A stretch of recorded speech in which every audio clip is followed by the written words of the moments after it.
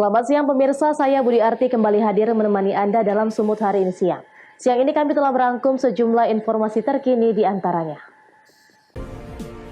Bus pariwisata kontra truk tronton di Simalungun, 5 orang terluka. Polda Sumut larang keramaian perayaan Natal dan Tahun Baru. Jelang peringatan Hari Ibu, ratusan ibu rumah tangga di Batubara ikuti rapid test antigen gratis. Selain cuplikan berita tadi, kami juga akan menghadirkan beragam informasi lainnya. Pemirsa, kita jelang Sumut hari ini siang selengkapnya.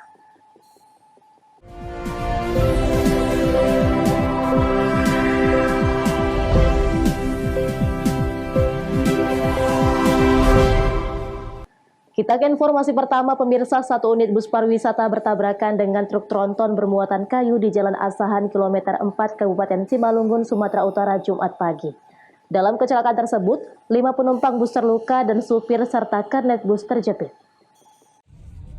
Kecelakaan kembali terjadi di jalan lintas antar kabupaten di Jalan Asahan kilometer 4 Kabupaten Simalungun, Sumatera Utara.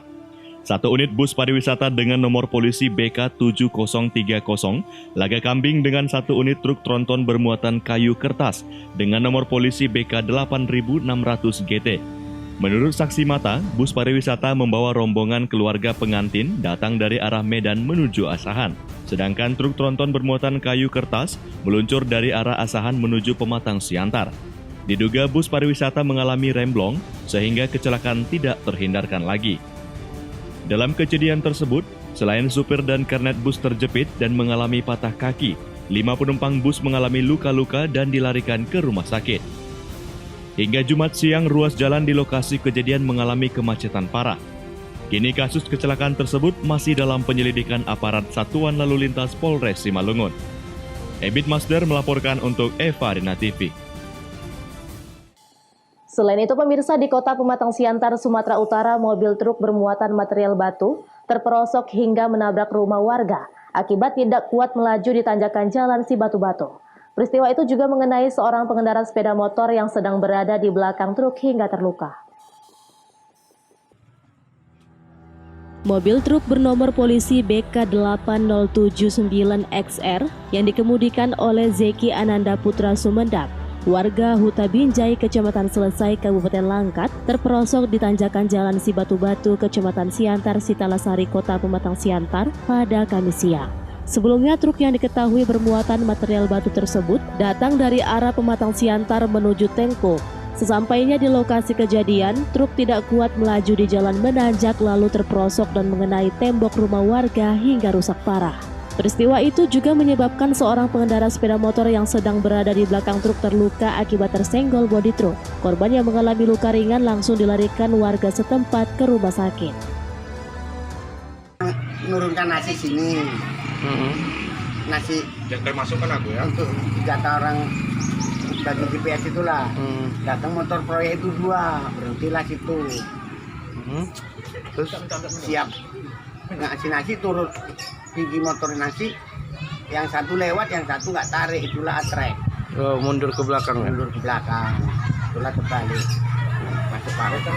Ada kena masyarakat pak? Ada, cuman nggak parah. Oh, senggol ya. Sudah dibawa ke rumah sakit ya? Udah.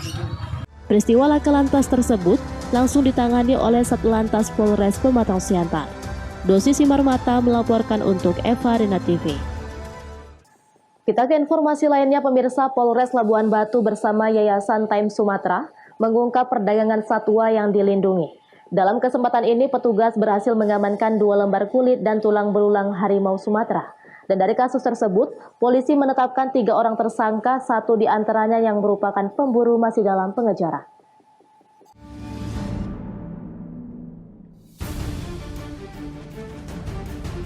Satreskrim Polres Labuhan Batu berhasil mengungkap sindikat jaringan perdagangan organ tubuh harimau Sumatera di Jalan Pelita 4, Rantau Prapat, Labuhan Batu, Sumatera Utara.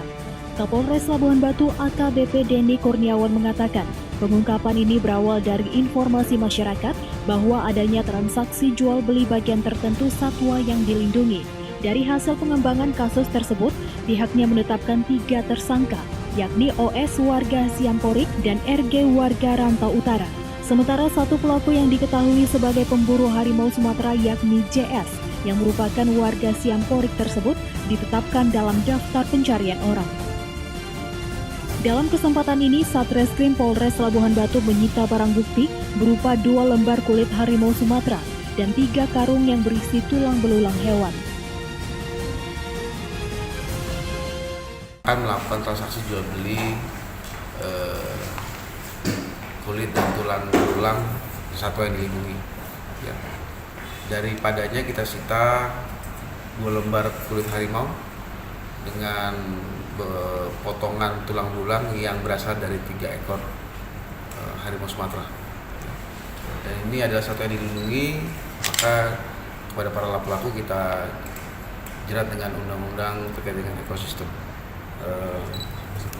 konservasi dan sumber daya lingkungan dengan ancaman hukuman 5 tahun penjara dengan denda sebesar 100 juta rupiah. Yang kita tetapkan sebagai tersangka ada 3, ya. Namun 1 masih DPO. DPO itu adalah dia yang menjerat hewan tersebut di hutan di daerah Kecamatan NH 910, Kecamatan Kabupaten Labuhan Batu Utara. Dan kemudian saya mengimbau kepada masyarakat, ya, untuk tidak melakukan perbuatan, ya, melukai, ya, menangkap satwa yang terutama satwa yang dilindungi, untuk kita sama-sama menjaga ekosistem hutan yang ada di tempat kita.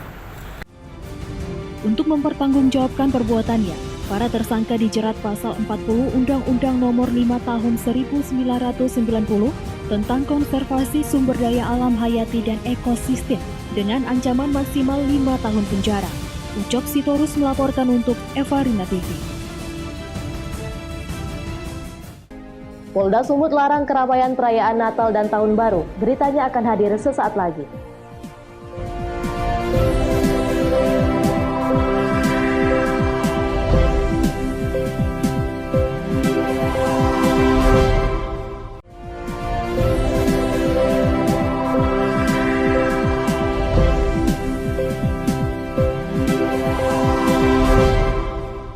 Terima kasih Anda masih bersama kami.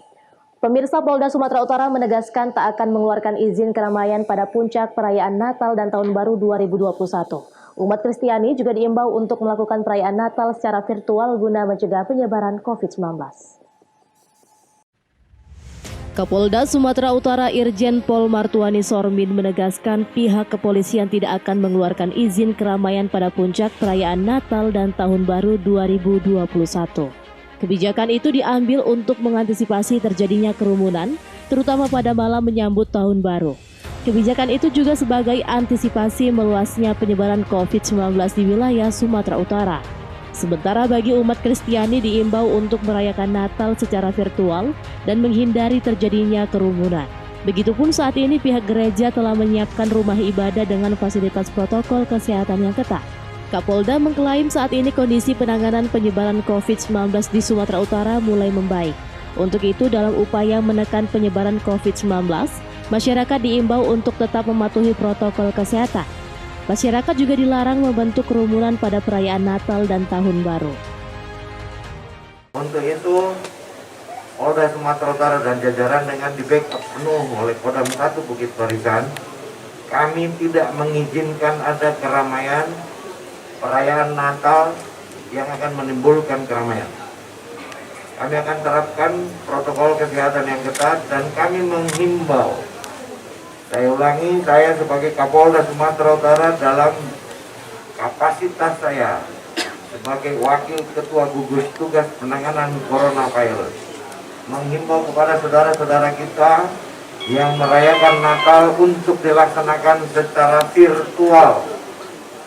Saya ulangi, saya Kapolda Sumatera Utara dalam kapasitas Wakil Ketua Gugus Tugas Penanganan Coronavirus menghimbau kepada seluruh saudara-saudara kita, umat Kristiani, agar melaksanakan Natal secara virtual. Dan seluruh jajaran kepolisian di Sumatera Utara tidak ada yang mengeluarkan izin keramaian. Saya ulangi, tidak ada yang mengeluarkan izin keramaian.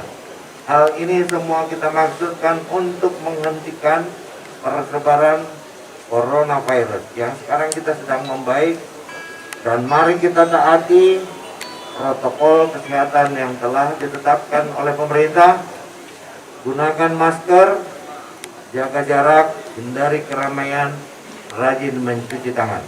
Pihak Polda Sumatera Utara dan jajaran dibantu TNI, aparat penegak hukum lain dan pemangku kepentingan akan melakukan operasi justisi untuk menegakkan disiplin protokol kesehatan pada perayaan Natal dan Tahun Baru. Daniel Pekuali melaporkan untuk Eva Rina TV. Pemirsa, jatah vaksin COVID-19 untuk Kota Medan hingga saat ini masih belum jelas jumlah dan realisasinya. Pemerintah Provinsi Sumatera Utara belum mendapatkan informasi dari pemerintah pusat atas jumlah vaksin COVID-19 yang akan dikirimkan.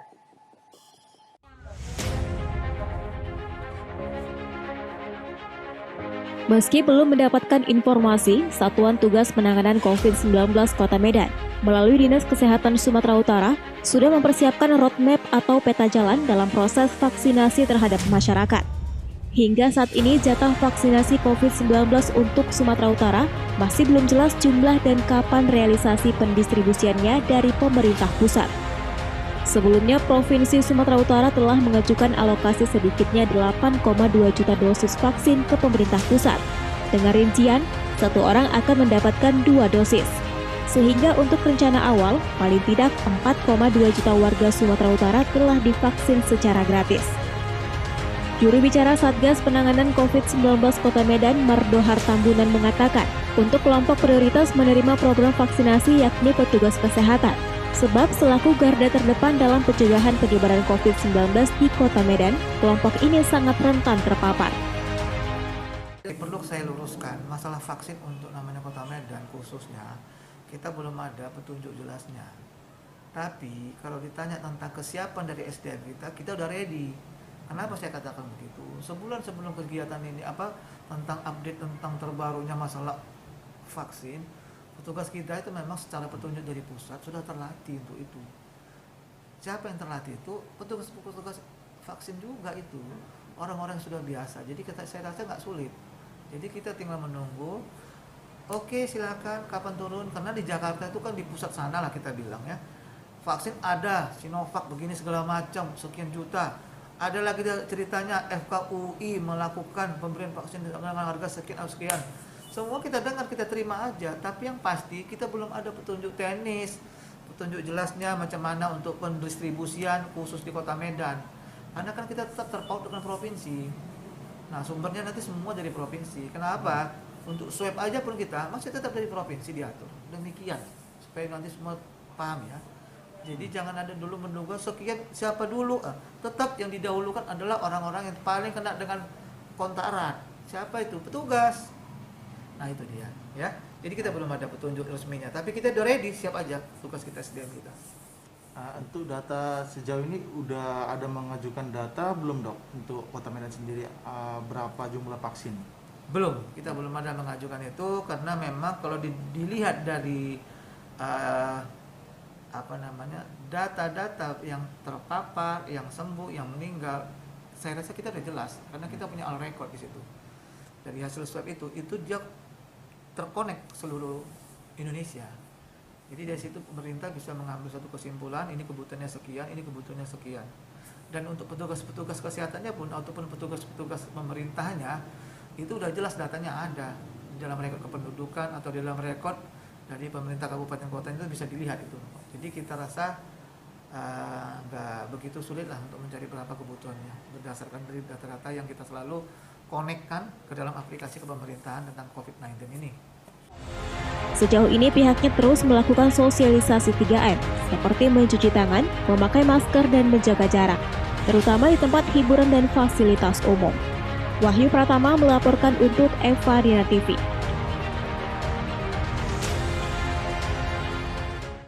Pemirsa, menyambut sukacita Natal 2020, seorang Santa Claus di Kabupaten Deli Serdang, Sumatera Utara mendatangi 3 panti asuhan.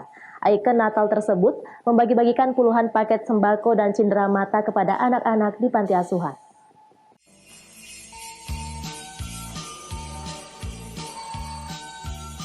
Meski di tengah pandemi COVID-19, sukacita Natal tahun 2020 tetap masih bisa dirasakan. Seperti yang dilakukan Badan Kerjasama Antar Gereja atau BKAG Kota Medan. Bersama Santa Claus, pengurus BKAG menggelar kegiatan sosial dengan membagikan ratusan paket sembako untuk membantu kebutuhan anak-anak panti asuhan dengan menerapkan protokol kesehatan. Santa Claus yang juga sebagai ikon dan identik dengan perayaan Natal tidak ketinggalan. Santa Claus membagikan cindera mata dan permen kepada anak-anak panti asuhan untuk memberikan motivasi dan menebarkan sukacita Natal. Kegiatan sosial untuk membantu panti-panti asuhan adalah kegiatan rutin yang dilakukan BKAG sejak tahun 2010 lalu. Pengurus bersama Santa Claus membagikan ratusan paket sembako kepada 3 panti asuhan. Sembako yang dibagikan diharapkan dapat membantu memenuhi kebutuhan anak-anak panti asuhan, sekaligus berbagi kasih di sukacita Natal. Ya, kita dari BKAG Kota Medan ini sudah berdiri sejak tahun 2010 dan merupakan partnership dari Pemko Medan yang selalu bekerja untuk membangun kerukunan bagi gereja-gereja dan membangun kesejahteraan bagi gereja. Dan pada hari ini di panti asuhan ini kita menyatakan kasih kita dan ini bagian dari Natal yang kita lakukan di tahun 2010 ini. Apa yang kita bagikan hari ini, Pak? Hari ini 9 bahan pokok, makanan, dan kemudian ada beberapa cindera mata untuk para anak-anak kita yang menghuni di tempat ini. Pak, tadi melibatkan sosok Sinterklas. Iya. Seperti apa, Pak? Sebenarnya? Jadi Sinterklas ini merupakan ikon dari Natal yang sebenarnya lambang kasih, ya, lambang memberi dari umat manusia. Pemberian sembako dan hadiah Natal tersebut diharapkan bisa menambah sukacita dalam menyambut perayaan Natal, sekaligus menebar kebaikan dan kasih kepada sesama. Daniel Tekwali melaporkan untuk Evarina TV.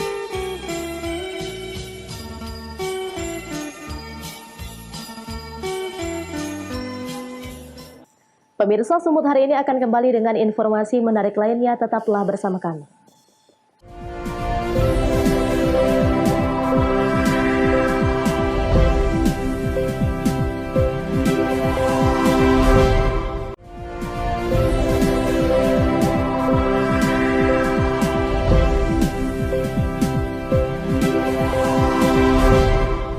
Terima kasih Anda masih bersama kami. Pemirsa, jelang peringatan Hari Ibu yang jatuh pada 22 Desember mendatang, ratusan ibu-ibu di Batubara, Sumatera Utara mengikuti rapid test antigen gratis yang diprakarsai tim penggerak PKK dan Dinas Kesehatan Batubara. Rapid test metode antigen digelar di sejumlah puskesmas di Batubara yang diikuti antusias para kaum ibu. Dalam kegiatan tersebut, Ketua Tim Penggerak PKK Kabupaten Batubara Maya Indriasari menjadi orang pertama yang berkesempatan di rapid test oleh petugas medis.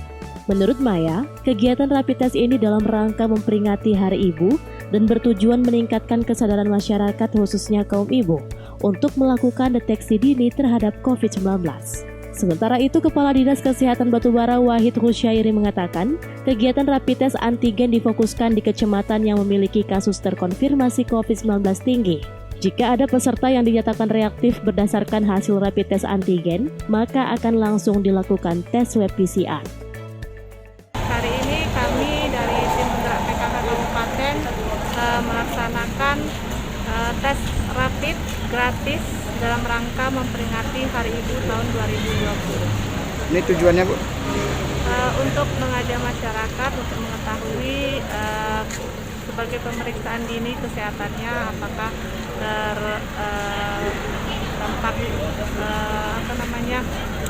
terpapar virus corona apa tidak, agar lebih nyaman sesamanya semua masyarakat.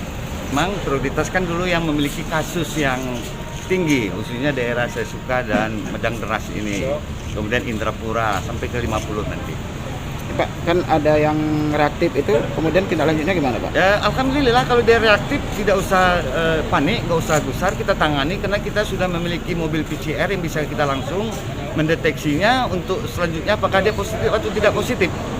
COVID. Jadi yang reaktif langsung di VCR, Langsung hari Pak? ini kita apakan, nanti kita tahu hasilnya. Alhamdulillah atas prakarsa Pak Bupati yang begitu tinggi terhadap kesehatan dan khususnya penanganan COVID-19 di Kabupaten Batubara ini, maka alat mobil PCR dan semua bantuan Pak Bupati ini sungguh sangat berharga bagi masyarakat Kabupaten Batubara ini. Hingga kini jumlah kasus terkonfirmasi positif COVID-19 di Batubara mencapai 248 kasus, 19 diantaranya masih menjalani perawatan dan isolasi. Taufik melaporkan untuk Eva Rina TV. Pemirsa, Kepala Badan Pengawas Obat dan Makanan Penny Lukito mengatakan dirinya yakin dengan komitmen pemerintah yang hanya memberikan vaksin bermutu, berkhasiat dan aman. Namun Badan POM masih menunggu untuk mendapat data yang cukup perihal mutu dan khasiat vaksin, kemudian mengeluarkan emergency use authorization dan akan menganalisa dengan dokter ahli.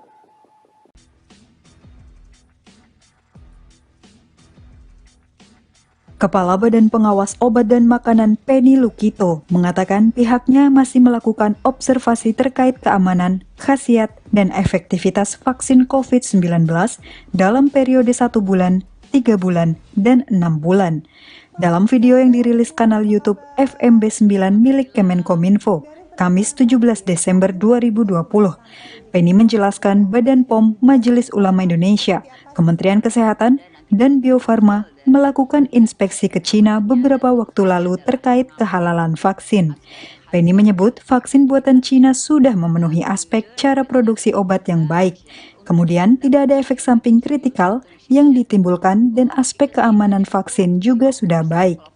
Saya yakin dengan komitmen pemerintah yang dikaitkan dengan komitmennya untuk hanya memberikan vaksin yang bermutu, berkhasiat, dan aman. Ya, dengan demikian kita memang harus menunggu dulu waktu sehingga bisa mendapatkan data yang cukup, ya, dan Badan POM hanya akan memberikan emergency authorization apabila memang data yang dikaitkan dengan mutu, keamanan, dan khasiat itu sudah cukup lengkap, dan kami akan tentunya menganalisanya dengan para expertnya dan juga para dokter-dokter ahlinya. Penny menambahkan selama pandemi COVID-19, Badan POM sudah memberikan izin penggunaan darurat beberapa obat, di antaranya Favipiravir untuk kondisi pasien ringan sampai sedang dan Remdesivir untuk kondisi pasien yang berat. Dari Jakarta, Rijalul Fikri, Kantor Berita Antara, mewartakan.